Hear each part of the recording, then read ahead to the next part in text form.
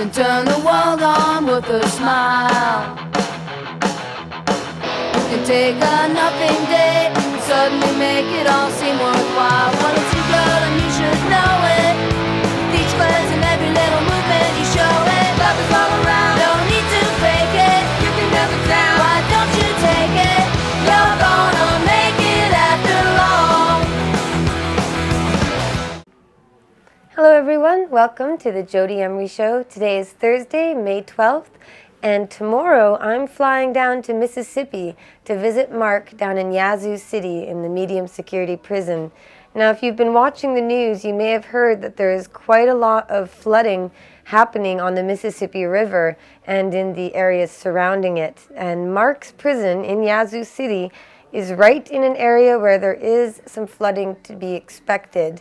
But it might not be that bad, hopefully not, I'm praying that it's not, but it could be enough to have the prison put on lockdown.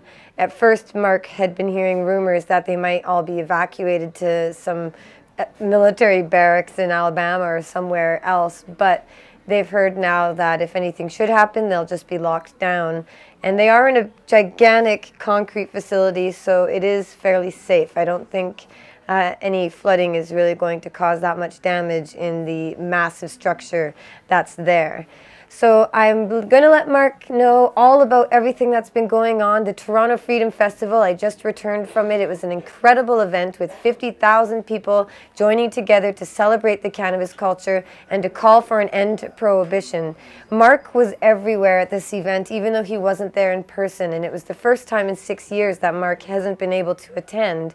And his big banner was on the side of the stage. People had free Mark t-shirts, free Mark signs. People speaking on stage talked about Mark, and it really was almost the Toronto Free Mark Festival. But the march itself was incredible. We had at least 20 to 30,000 people walking through the streets of downtown, marching with signs and their bongs and smoking and chanting and celebrating.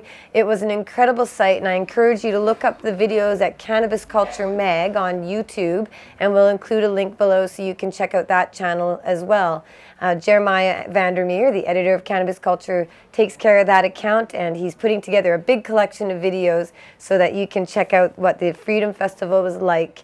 And I got to do the 420 countdown. It was an incredible scene with a massive smoke cloud going up, and I reminded everybody that that smoke signal goes straight to Harper to tell him that we are people who aren't hurting anyone, and we do not deserve to be put in jail and hurt by the government or the police. And that's the message we need to keep pushing.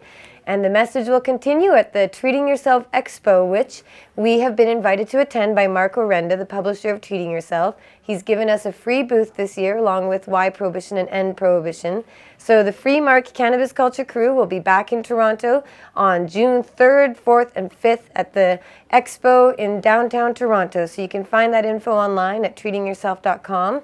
And you'll be able to come up and say hello, grab a Free Mark t-shirt. And I've even been told by Mark Orenda that they're going to hang the massive Free Mark banner on the back of the stage.